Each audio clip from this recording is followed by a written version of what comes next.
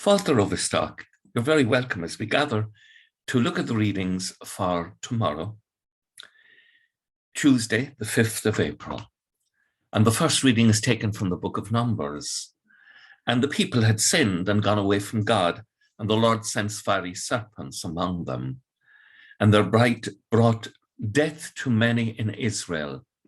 But Moses intercedes for them, and the Lord tells him to make a bronze or a brazen serpent and put it on a standard, and that all who look upon it will be healed. And so Moses mediates the mercy and the healing of God to the people, and they're healed.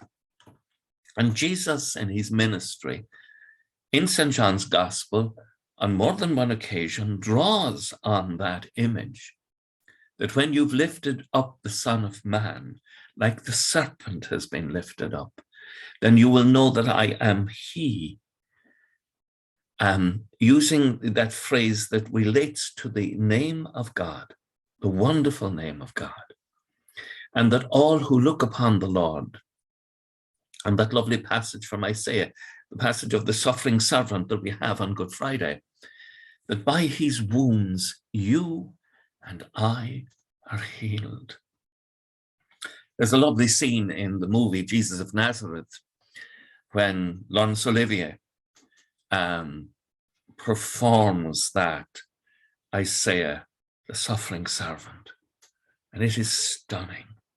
And it brings home to us what the Lord Jesus has done for us.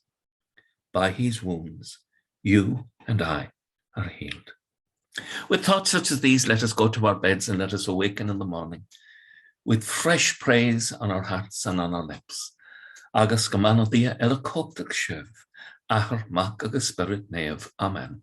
Slán go fóill. Bye for now.